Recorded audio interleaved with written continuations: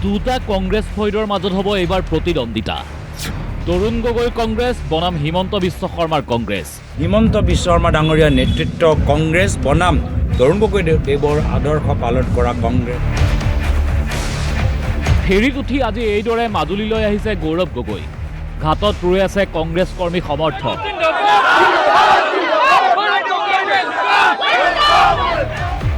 গৌৰৱ গগৈক ঘাটতে বিপুল আদৰণি কংগ্ৰেছ কৰ্মীৰ। মাজুলীত আজি গৌৰৱ গগৈয়ে বজালে নিৰ্বাচনী ৰণদংকা।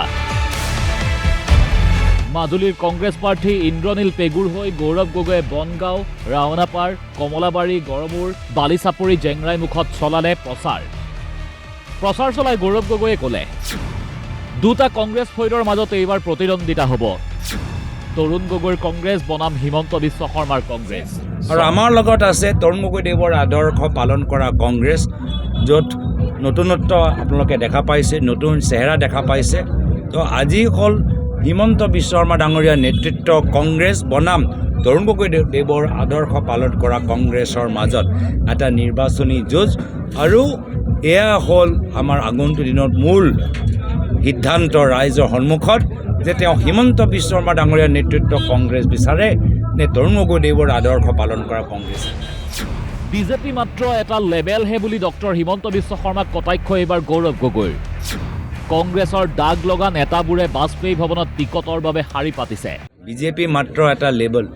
বাস্তৱত হিমন্ত বিশ্ব শৰ্মা ডাঙৰীয়াৰ লগত নেতৃত্ব মানি লোৱা কংগ্ৰেছ, যিসকলে কংগ্ৰেছ যেতিয়া চৰকাৰ আছিলে তেওঁলোকৰ কিছু কামৰ বাবে চৰকাৰৰ প্ৰায় তৰুণ গগৈ দেৱৰ চৰকাৰৰ ওপৰত এটা দাগ লাগিল, যাৰ ফলত মানুহবোৰ কংগ্ৰেছ চৰকাৰৰ পৰা আঁতৰি গ'ল।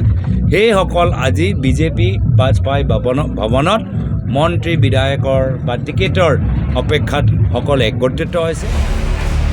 মাজুলীত এইবাৰ ইন্দ্ৰনীল পেগুৰে জয় নিশ্চিত বুলি মন্তব্য কৰি সাংসদ গৌৰৱ গগৈয়ে লগতে ক'লে, কংগ্ৰেছৰ টিকট নোপোৱা নেতাসকলক হেনো তেওঁ সসন্মানে সুবিধা দিব। আমাৰ কংগ্ৰেছ দলৰ ভিতৰতো কিছু বিধায়কসকলৰ টিকেট কৰ্তন কৰা হ'ল। এয়া আমাৰ দলৰ নেতৃত্ব আজি তেওঁলোকে সিদ্ধান্ত লয়। নিশ্চয় পৰৱৰ্তী দিনত কিবা এটা বেলেগ নতুন সুযোগ আমাৰ কংগ্ৰেছ দলৰ টিকেটৰ পৰা বঞ্চিত বিধায়কসকলৰ সম্পৰ্কত আমাৰ দলৰ নেতৃত্বই কিছু ভাবিছে। গৌৰৱে কোৱাৰ দৰে কংগ্ৰেছৰ এইবাৰ কোনটো ফৈদে শেষ হাঁহি মাৰিব সেয়া সময়ে ক'ব। মাজুলীৰ পৰা হিতেশ কুমাৰ দলেৰ ৰিপৰ্ট, DY365।